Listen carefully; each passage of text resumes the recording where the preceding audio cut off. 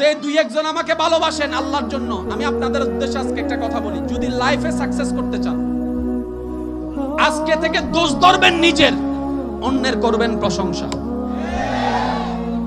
অন্যের করবেন প্রশংসা, দোষ ধরবেন নিজের, বদনাম করবেন নিজের, প্রশংসা করবেন অন্যের। দেখবেন আল্লাহ তাআলা আপনার এই প্রত্যেকটা জিনিসকে এমন হতে পারে খুশি হয়ে গুনাহ মাফ করে দিতে পারে, আপনাকে আব্দুল্লাহ থেকে ওলি আল্লাহ বানাই দিতে পারে। এবার আওয়াজ দিয়ে বলুন, আল্লাহ চাইলে পারে কি পারে না? আমরা জান্নাতে যাওয়ার জন্য নেক আমলের দরকার আছে না নাই?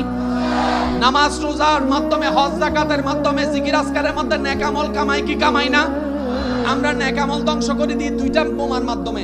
একটার নাম রিয়া বোমা আর একটার নাম গীবত বোমা। আর জোরে হয় না কার?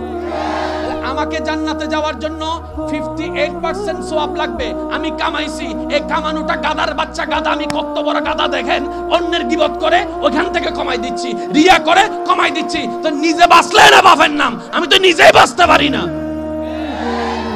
সেজন্য আজকে থেকে দোষ ধরবেন কার? জোরে কয় না? অন্যের করবেন কি? সবাই বলতে হবে অন্যের করবেন কি? এটা আল্লাহ পাকের রহমতের একটা নিদর্শন।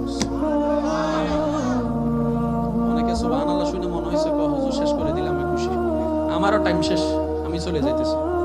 তবে একটা কথা, খবরের মধ্যে কোনো বর্ডার নেই,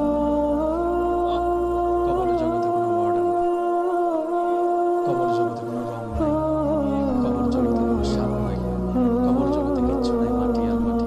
হ্যাঁ, যদি আপনি মালিককে খুশি করে দিতে পারেন, অন্ধকারটাও আলোকিত হয়ে যাবে, কষ্টটাও শান্তি। আপনার কবরের চিন্তা আপনি করেন, আমার কবরের চিন্তা আমি করব। আপনি আমাকে বেশি থেকে বেশি উৎসাহ দিতে পারবেন, ভাইয়া কবরটা সাজাইলা, সারা জীবন শান্তিতে থাকতে পারবেন। এটা হচ্ছে মুসলমানের নিয়ম, বলেন না? এটা হচ্ছে মুসলমানের। আপনারা কি কষ্ট পাচ্ছেন ভাইয়া? এবার বলেন, যার যার গুনাহ সম্পর্কে শেষে জানি কি জানি না, আমাদের কি সওয়াবের পাল্লা বাড়ি না গুনার পাল্লা? আমারটা তো আমি কইয়া লাইছি, আপনাদেরটা আপনারা কোন না, সওয়াবের পাল্লা বাড়ি না গুনার পাল্লা? তো এখন নিজে দোষী হইয়া অন্যের যখন বিচার করি,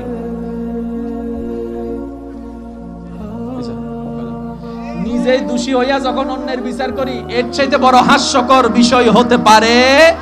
আরে করতে চাইলে এত চুপ করেন না।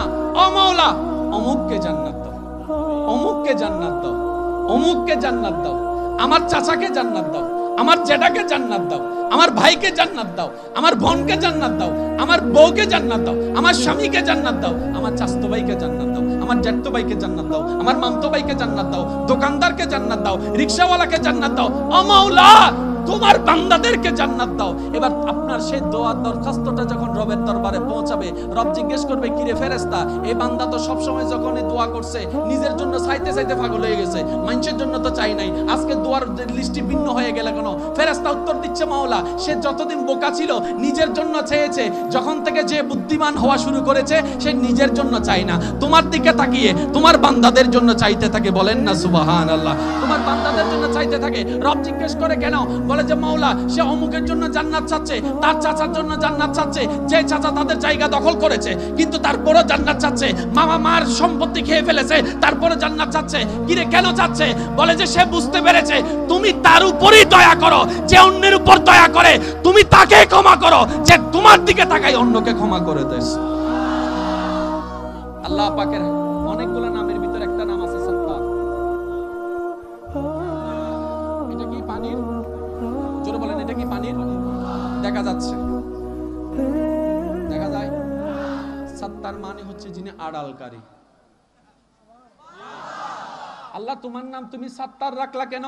বলে যে আমি যদি সত্তার না হই, আমার বান্দার সমস্ত গুনার খবর সমাজে প্রকাশ হয়ে যাবে, ইজ্জতওয়ালা বেইজ্জত হয়ে যাবে। আমি আমার বান্দাদের সবচাইতে দুনিয়ার দামি সম্পদের নাম হচ্ছে ইজ্জত, ওই ইজ্জতকে হেফাজত করার জন্য সত্তার হয়ে, হালিম হয়ে, ধৈর্যশীল হয়ে সবার গুনাহ গোপন করে সবাইকে ইজ্জতে রাখি।